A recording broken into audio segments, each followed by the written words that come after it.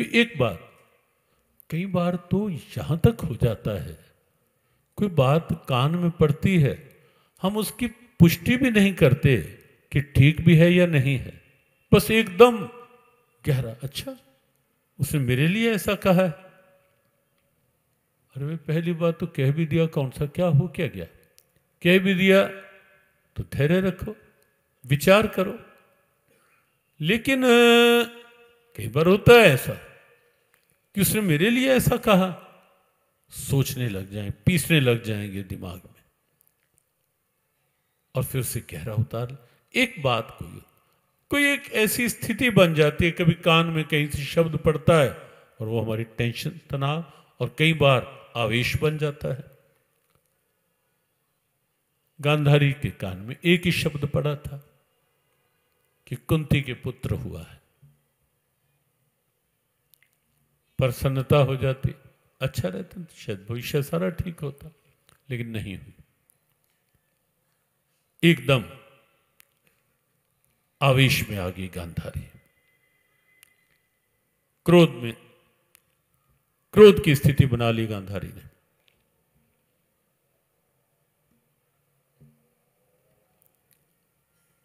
और क्रोध कब क्या परिणाम कर दे उसका कोई अंत नहीं है, कोई अंत नहीं। इसलिए क्रोध आवेश से बचना चाहिए।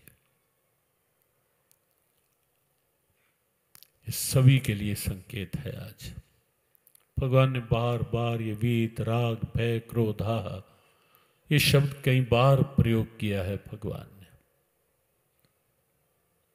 क्रोध आवेश से बचना चाहिए। कई लोगों को हम देखते हैं जरा सी बात और इतना बड़ा क्रोध कर एकदम छा जाता है, आंखें लाल, चेहरा ऐसे, शब्द ऐसे। क्या रखा है भाई? सोचो तो सही कभी। ये मनुष्य को बुद्धि दी है ना परमात्मा ने, केवल आपको दी है।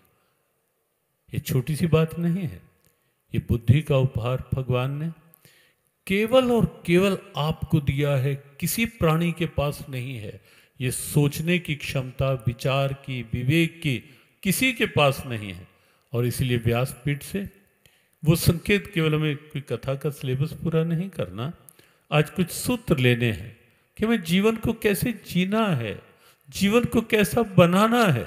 हमें कुछ इस ढंग के सूत्र जीवन में लेने, और उसी में ये संकेत कि जल्दी से क्रोध में आना अच्छी स्थिति नहीं। क्रोध का परिणाम कभी भी अच्छा नहीं होता, किसी भी स्थिति में अच्छा नहीं होता। गांधारी को एकदम क्रोध आया, आवेश हुआ, और उस क्रोध आवेश में गांधारी ने, जो आपको कहा ना क्रोध कुछ भी करवा देता है, उसी क्रोध आवेश में गांधारी ने अपने पेट पर एकदम हाथ मारा और दुर्घटना घट गई।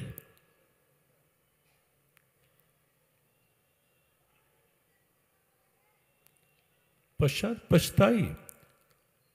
और बस हमें संकेत केवल इतना इसमें करना है कि जन्म से पूर्व, वो तो फिर महर्षि व्यास आए, पूर्व कथा बताई, उस पिंड को 100 भागों में रखा, 100 कौरवों की उत्पत्ति हुई, लेकिन उसके मूल में क्या था?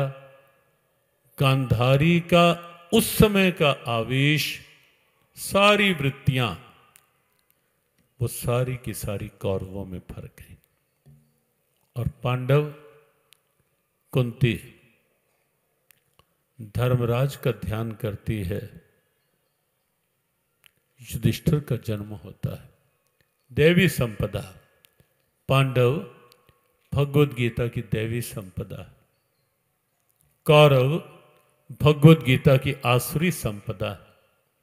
श्री गीता जी का आप 16वां अध्याय देखना, कभी इस आशय से पढ़ना कि देवताओं के लक्षण क्या होते हैं, और उसके बाद देखना कि आसुरी वृत्तियां क्या होती हैं, आश्रित संपदा क्या होती है, और उसमें उसे एक दर्पण मानकर स्वयं को निहारना, क्योंकि हमें केवल गीता को पढ़ना नहीं है। श्री कृष्ण कृपा जियो गीता परिवार इस रूप में प्रस्तुत हो। हमें ना पाठ करना है, लेकिन जियो गीता का तो जो आह्वान है, जियो गीता, गीता के साथ जियो, गीता के अनुसार जियो।